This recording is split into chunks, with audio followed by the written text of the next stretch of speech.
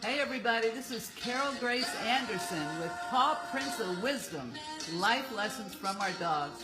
We're live from Nashville, Tennessee, and the music in the background is all about love, that love matters most. And today we're going to talk about how our dogs can teach us the best lesson of all, and that's unconditional love. And we talk on the show about enthusiasm, about friendship, about laughter, about being flexible, being in the moment, living in the moment, and how dogs give us comfort and teach us comfort and compassion. But today we're going to talk about love. And we want to thank you for your great comments last time on our show on laughter. In fact, I want to read a couple of them. Keep them coming. We love your comments, and maybe we'll read yours next time. Lynn Gage said, who is my sister, she said, how about how funny it is when you don't know if you should laugh or cry when your guilty doggie looks up at you after finishing the roast that was defrosting on the counter. That's so true. Diane Kogar said, having a pet truly satisfies the heart and soul, giving us reason to smile, function, and laugh. That's true.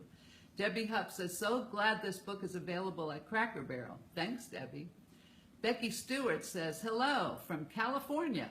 I'm always laughing, playing, and talking to my dogs. They'll start to roll around on the ground or on the carpet with their tails wagging. Yes, laughter is a positive reaction. That's so true.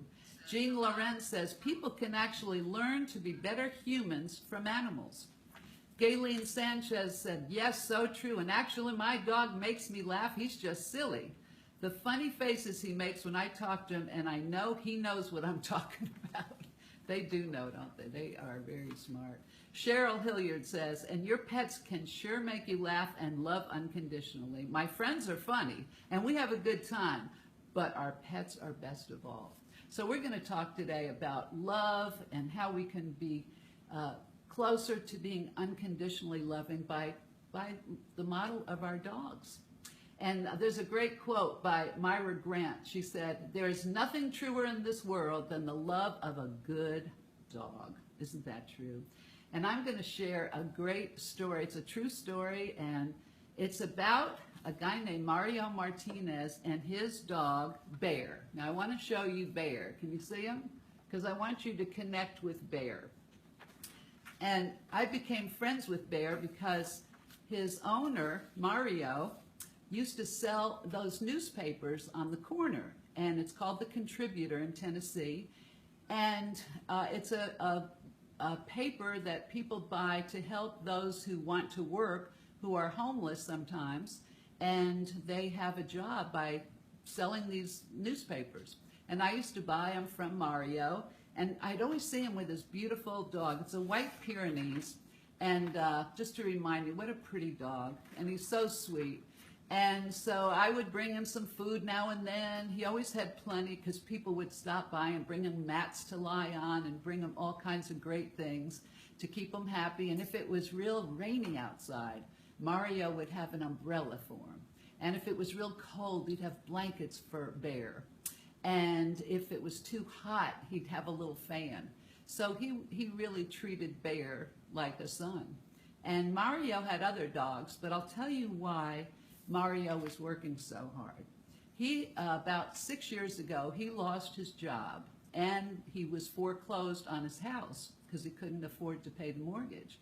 So he started working odd jobs and working part-time, and he lived in this old barn. They did a story of him, so I saw this picture, and I wanted you to see. See that trailer? He lived in an old broken-down trailer in the barn, and it had no running water and no electricity. But he lived there with his other dogs too, and Bear. And he would always bring Bear, though, to sell the papers. And he always says that he really wasn't selling the papers. It was Bear who was really selling the papers, and Mario just collected the money. And I think it's probably true because we all just fell in love with Bear. Well, here's more of the story. 5 years ago, he just closed on a house. He had saved all his money, and he got a down payment together to buy a house. And now he started up his landscaping business, and he's doing great. And it was all because he really worked hard at selling those papers and saving every penny he could. So that's a great dog love story, isn't it? So I hope they're doing great. They now live in a little town, I think they said Charlotte, Tennessee. So we don't see him anymore because now he's got his landscaping business up and going. But I wanted to share that wonderful story because they are such a pair, those two, Mario and Bear. So we'd love to hear your sweet stories and heartfelt stories about love, because love is really the key to everything, isn't it? Imagine if we had a more loving world. It would be so much better in every which way. So love is the key, and we're going to talk more about that. I'm going to read something that Debbie Giussani, who I'm really enjoying her writings, she said, one thing that we can learn is to overcome fear with love. There are plenty of stories about frightful, aggressive dogs who transformed into kind, gentle dogs after they were placed in a loving environment. Dogs can overcome their fear and insecurities through love, and so can humans. Love truly does conquer all. And the first step for us is to love ourselves. Now, sometimes that's hard, isn't it? We have to really work at it and not beat ourselves up. So often we go, oh, that was so stupid, or how could I do that? And we have to get over that and realize we're all under construction. We all have a lot to learn, and we all have a lot going on, but we have to accept ourselves. They say, in order to really love, we can only love others to the degree that we love ourselves. So I want you to remember that lesson especially. So she ends by saying, if you can replace fear and self-criticism with self-love, no matter what the situation you're in, life gets easier. And I fully agree with that. I think if we can be more loving and kind to one another, to our animals, make sure we always have comfort for them when it's hot out. Oh, I know in Tennessee it gets so hot. And if you see someone who's leaving a dog in a car and you know it's going to be too hot, say something, because they don't realize. They think, well, it's not that hot. But a car with the windows up gets so hot. It's very dangerous. So let's all take even better care of our sweet, precious fur babies. What are some of the, hey, hi, let's see, have liked this video so far. Hello, Carol. All kinds of good comments. Keep them coming. If you want to click on like or love, we love to see those things running across the screen. And we'd love you to share. If you're getting something out of these shows, they usually are just 10 or 15 minutes of your time, but they really pack a lot in that 15 minutes. So we always try to give you a lot of value. So share with your friends. Share this video or other videos that you see on this Wolf Driver channel. That's hard to say, but it's a great station. If you go there often, you can see there's so much good stuff on that page. If you love dogs, and Bill Hillman, who is in charge of this whole broadcast network, he loves his dogs. He's got big ones, mostly Huskies, but he also has cute little ones, so check them out. Now I want to tell you about another dog. Talk about love. Here is a dog I want you to connect with. His name is Gumby. See? Is that cute or what? And let me tell you the story of Gumby, because it's pretty wild.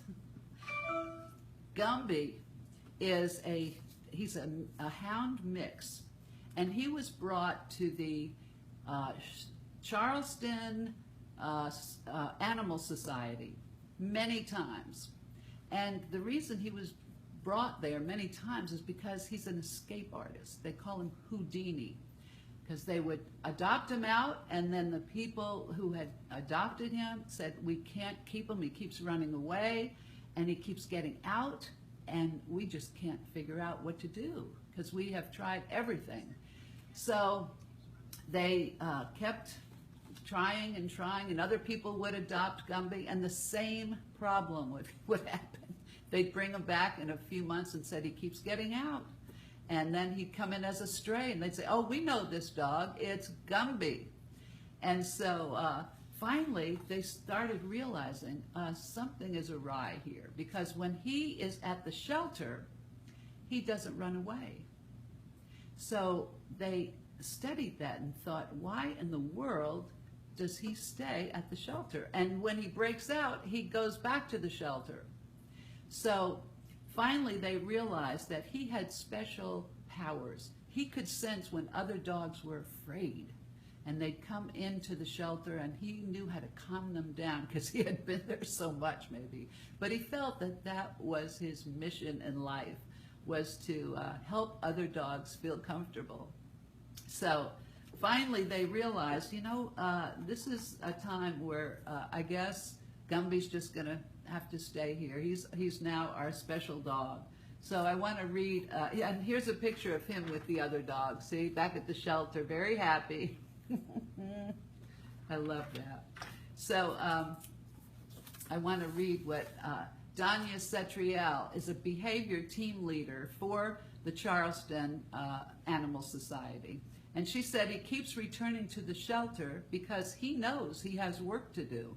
Now that he has become a permanent fixture at the shelter, Gumby is earning his keep by assisting Danya and the behavior team.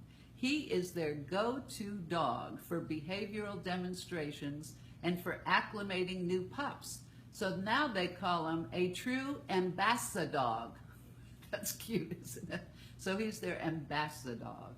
The Charleston Animal Society is proud to be a no-kill shelter. A troublesome pooch like Gumby may not have received so many chances at another place had they given up on him. They never would have discovered his incredible gift for helping other dogs. There is a perfect place for every dog in this world. For Gumby, it isn't the traditional home setting. It's helping rescue dogs and amusing rescue workers. And we've always had rescue dogs, so I know. And when we rescue a dog, it seems like they know. All my dogs have been rescues, and they always are grateful to you for rescuing them. Don't you get that? Because a lot of you have rescue dogs, and it means so much to them that you have taken the time to take them in and to love them. And it doesn't take a lot. I mean, just to be there. You know how they love to just be with you. You can go out to the mailbox and come back in, and they're all over you like, oh, I'm so glad you're back. Oh, I thought you'd never get back. They love us with their whole hearts, and so they take our whole hearts with them, don't they? So anyway, I just wanted to share that, and I wanted to hear some of the lessons that you've learned about love and your dog, if you would. I'd like to read a little something that I put in my book, Pawprints of Wisdom, Life Lessons from Our Dogs, which is now available at Cracker Barrel and Amazon.com. So I hope you'll get a copy. It's a sweet little book about what we're all learning about love and life and enthusiasm. So here's what I put in the book. Life is full of incredible adventures, occasional disappointments, and stunning successes. There are ups and downs, big victories, and a few tears. We know that too. But when all is said and done, the most valuable lesson I've learned in life is that love is what matters most. And look at the look of love in little Callie's eyes. Is that sweet or what? So send us your pictures. You can always post your pictures of your doggy. They can be funny pictures or sweet pictures, but we love to see them and share them. Let's see, great show, love it. Thank you, Robin Owen. We've got great comments here. I can only see a few of them. Hello, Carol. So keep your comments coming and keep sharing if you like this information. And remember that we're here every Monday and Friday at 7 o'clock Eastern Time live. So it's exciting. We hope you'll always join us. And we also hope you'll check out Britt Savage's site. She is on here. She does a show called Woof Driver News. And so she had her chicken on yesterday. It was fabulous. And also check out the dog counselor, who is really Dean Miller. He is the dog counselor. He's the expert. And so we'd like to say goodbye at this time. And we hope we see you next time. We'd like to thank our wonderful producer and engineer, Coleman Murphy. Woohoo! And we hope we see you next time, which will be Friday night. And remember that love matters most. We can keep looking, but nothing comes close. When we get to the end of the line, we'll find that love matters most. So thank you, and we will see you next time.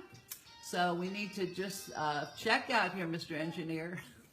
The finish, you got to press finish. Here he is.